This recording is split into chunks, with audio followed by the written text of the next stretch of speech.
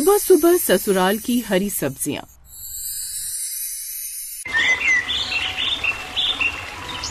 प्राची अपने मायके से ससुराल जाने के लिए तैयार होकर बाहर आती है। अच्छा माँ, अब मैं चलती हूँ। अच्छा बेटी, आराम से जाना। और सुन, इस टैक्सी वाले को पैसे मत देना, ये दूर के रिश्ते में तुम्हारे चाचा लगते हैं। और हाँ, गर्मी ज्यादा है, अगर रास्ते में कहीं प्यास लगे तो खरीद कर मत पीना, किसी से मांग कर पी लेना, 2 पैसे ही बचेंगे। ये तो ठीक कहा माँ।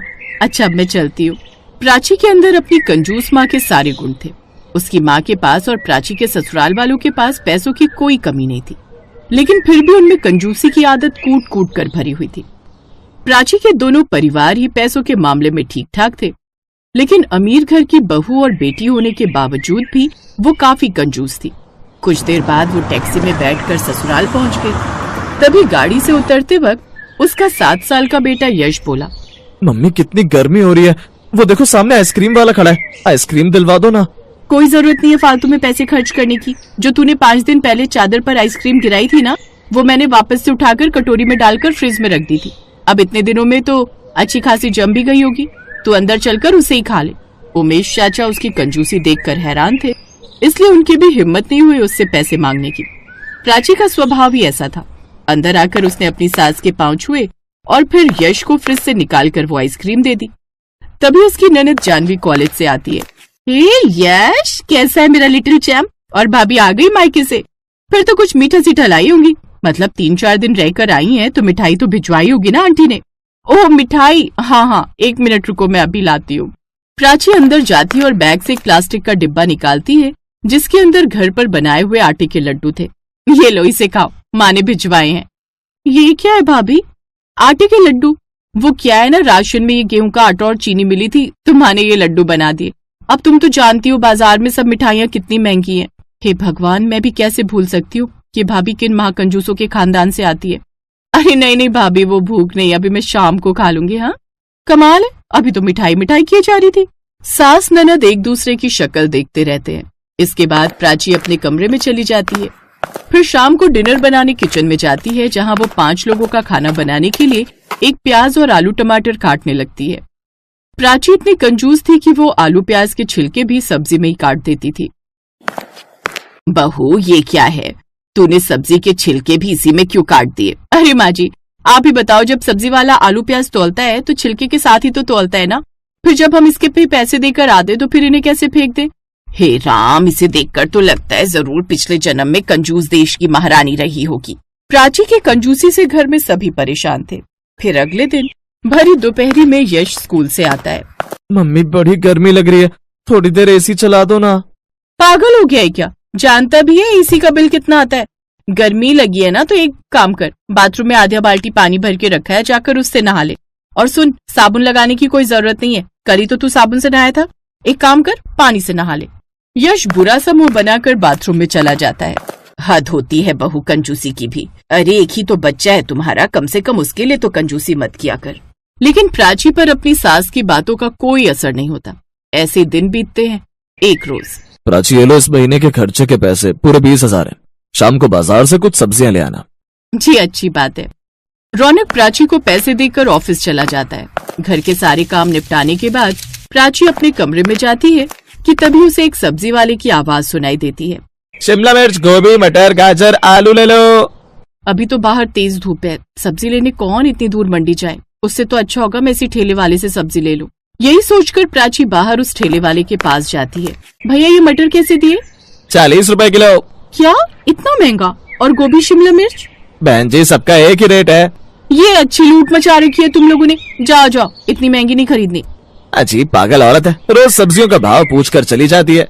वो शाम को पैदल 6 किलोमीटर दूर मंडी सब्जी लेने जाती है और वहाँ जाकर भी वो सब्जी वालों से ऐसे ही बहसबाजी करती है। अब जो रेट चल रहे हैं मैडम, उसी भाव में तो सब्जियां बेचेंगे, उससे सस्ते में तो बेच नहीं देंगे ना। और अगर इतनी सस्ती सब्जी लेने का शौक है तो सुबह 5 बजे मंडी खुलती है, जिसमें पुरानी सड़ी गली सब्जियां आधे से भी कम दाम में मिलती है, यानी कौड़ियों के भाव मिलती है। तब आकर ले जाया करो। क्या, कौड़ी के दामों में सब्जी? अब यही सब सोचकर प्राची घर आ जाती है और अगले दिन सुबह 4:30 बजे ही उठकर मंडी चली जाती है, जहाँ सब्जियों के सस्ते दाम सुनकर वो चौंक जाती है। 5 रुपए किलो सब्जी, 5 रुपए किलो। क्या, बस 5 रुपए किलो? हे भगवान, ये तो लॉटरी लग गई। ये गोभी में थोड़े से दाग है और ये टमाटर भी थोड़े गले हुए हैं, लेकिन कोई बात नहीं, सबने मिक्स होकर पेट में ही तो जाना है और सुबह होते ही फ्लश हो जाना है। और वैसे भी सब्जियां तो पकने में एक जैसी लगती हैं, फिर ताजी क्यों खरीदें, पैसे की बचत होनी चाहिए ना। प्राची झट से बासी, सस्ती और सड़ी गली सब्जियां खरीद लाती है। हाय, ऐसे ये सब्जियां 500 रुपए की आती है, लेकिन मैंने तो 100 रुपए में खरीद कर पूरे 400 रुपए की बचत कर ली और फिर वही सब्जी बनाकर सबको खाने में परोसी। पहले दिन तो सबको उस सब्जी का स्वाद अजीब सा लगा, लेकिन किसी ने कुछ नहीं कहा और चुपचाप वो खाना खा लिया। लेकिन अब ये उसका रोज का हो गया। छी, इस सब्जी से कितनी गंदी बदबू आ रही है, मुझे नहीं खानी। चुप कर यश, खाने में ऐसे नखरे नहीं करते, जो बनाए चुपचाप खाओ। हाँ भाभी, सब्जियों में अब वो स्वाद नहीं आ रहा। इतनी अमीरी और इतना कंजूस दिमाग है बहू का। जरूर ये अपनी कंजूसी इन सब्जियों में भी दिखा रही है, लेकिन अब मैं कुछ कहूंगी तो सब कहेंगे तानाशाह है, बहू पर गुस्सा करती है। अब जो है खा लो। ऐसे कुछ दिन बीत जाते हैं और ये सिलसिला ऐसे ही जारी रहता है। ऐसे एक रोज दिल्ली से बुआ सास आई। तब भी प्राची ने वही सड़ी गली सब्जियां बनाकर मेहमान को भी परोस दी, जिन्हें खाते हुए बुआ बोली, अरे भले ही मेरे ससुराल वाले गरीब हैं, लेकिन सच कहूँ तो हमने गरीब होकर भी कभी ऐसा खाना नहीं खाया। क्या अब अमीरी में भी खाने का स्वाद मर गया है जो तुम लोग ऐसा खाना खाते हो? मैं खाना सूंघ कर ही बता सकती हूँ, ये खाना सड़ी गली सब्जियों से बना है। ये खाना तो हम पिछले 1 महीने से खा रहे हैं बुआ जी। मुझे भी कुछ अजीब लगा, लेकिन वहीं दूसरी तरफ नन्ना यश पेट पकड़कर जोर जोर से चिल्लाने लगा, मम्मी, पेट में बड़ा दर्द हो रहा है। फिर सास को पेट दर्द और पति की भी तबीयत खराब हो गई।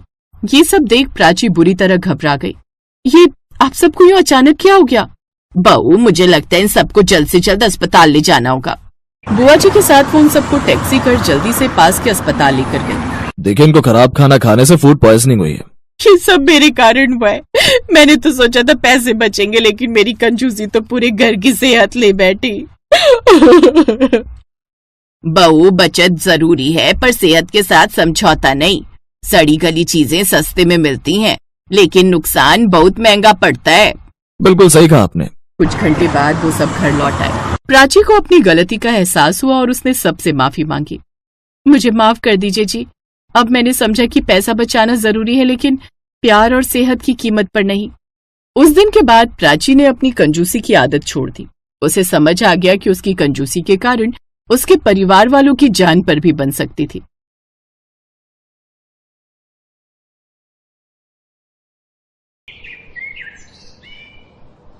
राधिका नई नई ब्याह कर अपने ससुराल रामपुर गांव पहुंची।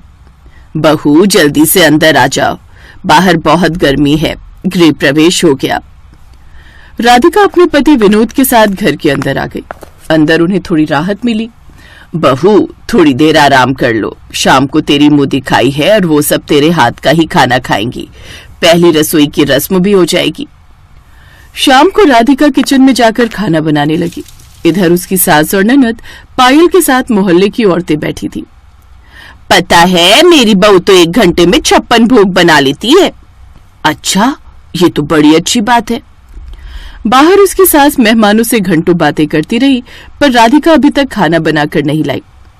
यार, यहाँ में टाइम पास करने बुलाए क्या? 3 घंटे से तेरी बहू किचन में कर क्या रही है? अभी तक खाना नहीं बना क्या?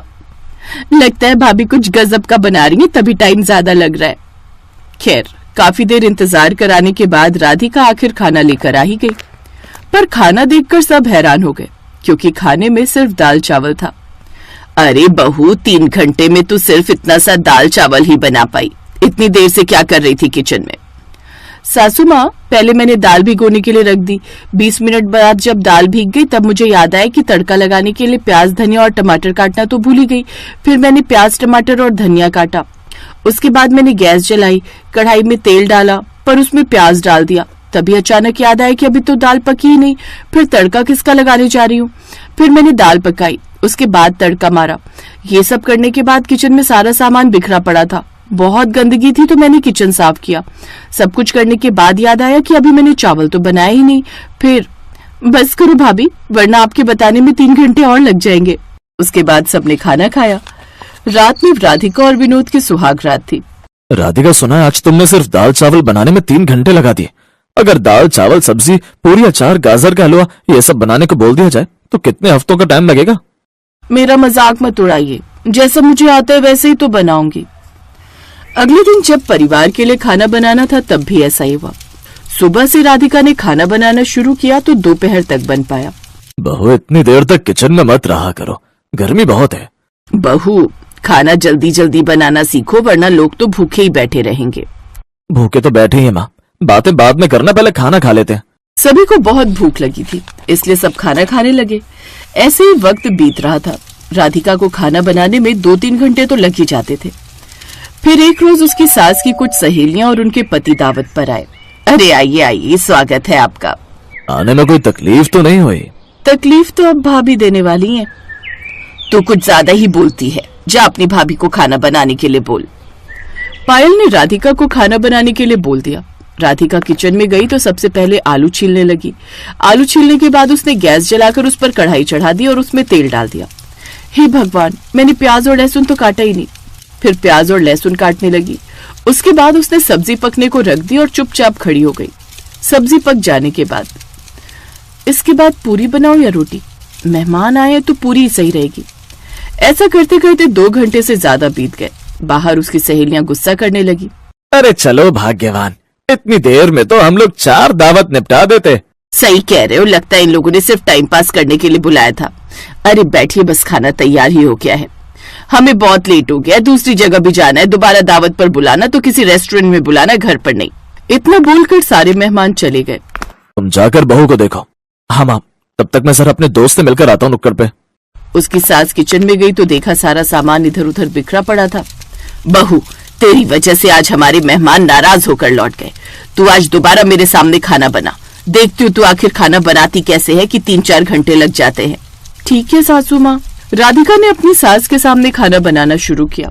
थोड़ी देर में वो सब समझ गई। बस कर बहू, मैं सब समझ गई। तू कोई भी काम ठीक ढंग से अनुशासन के साथ नहीं करती, इसीलिए तुझे इतना वक्त लग जाता है। मैं कुछ समझी नहीं सासू माँ, आप बताइए ना, मैं ऐसा क्या करूँ कि ढेर सारा खाना कुछ ही समय में बन जाए? देख, सबसे पहले तो तुझे जो भी बनाना हो वो एक कागज पर लिख ले, जैसे सब्जी, पूरी, हलवा या जो भी बनाना है। उसके बाद उसमें इस्तेमाल होने वाले सभी मसाले और बाकी सामान की भी लिस्ट बना ले, जैसे प्याज, टमाटर, शिमला मिर्च, नमक, ये सब। और लास्ट में ये जरूर लिखना कि किस काम के बाद कौन सा काम करना है। फिर पढ़ पढ़ के एक एक लाइन से सारे काम करती जा। कुछ दिनों बाद जब ये सब आदत में आ जाएगा तो लिखने की जरूरत नहीं पड़ेगी। वाह सासू माँ, इससे काम तो बहुत आसान हो जाएगा। अगले दिन से ही उसने ऐसा करना शुरू कर दिया। अब वो 4 घंटे का काम 2 घंटे में करने लगी। करीब 1 हफ्ते तक ऐसा करने के बाद, बहू आज तू बनाएगी शाही पनीर, पुलाव और पूरी। ठीक है सासू माँ। राधिका ने जल्दी जल्दी सारी सामग्री बनाने का सारा तरीका लिखा।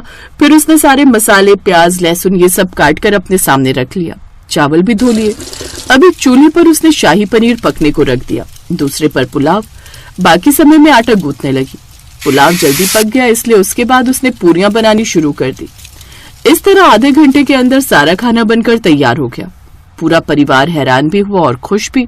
माँ, आपने तो कमाल करवा दिया अपनी बहू से। मैंने तो सिर्फ तरीका बताया, मेहनत तो इसने खुद की है। शाबाश बहू। थैंक यू सासू माँ। सबने एक साथ खाना खाया। अब वो सिर्फ 20-25 मिनट में खाना बना लेती थी। ऐसे ही सब कुछ अच्छा चल रहा था। एक रोज उसकी सास के पेट में दर्द इतना उठा कि अस्पताल में भर्ती करना पड़ा।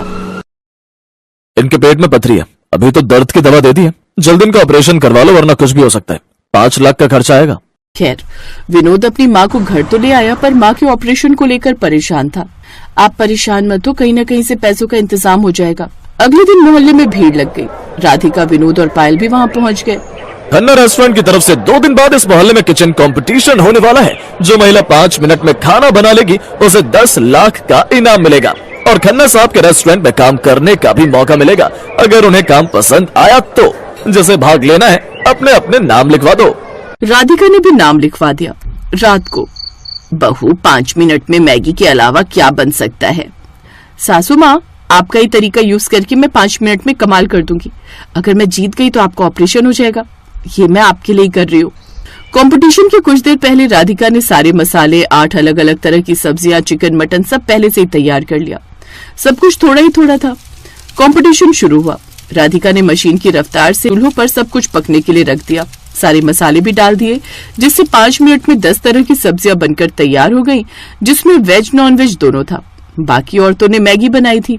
तो दोस्तों आज की विनर है राधिका जी, जिन्हें मिलता है 10 लाख का नगद इनाम। पहले तो मुझे इनाम की रकम चाहिए। मुझे अपनी सासू माँ का इलाज कराना है। उनकी वजह से ही आज मैं ये कंपटीशन जीत पाई हूँ। राधिका को 10 लाख रुपए मिले, जिससे उसने अपनी सास का ऑपरेशन करवाया। इसके बाद वो खन्ना रेस्टोरेंट में शेफ के रूप में काम करने लगी। एक रोज घर में जो कभी 4-4 घंटे में खाना बनाया करती थी, वो आज इतनी बड़ी शेफ बन गई। वक्त कब कहाँ ले जाए कुछ कहा नहीं जा सकता। सही कहा पिताजी।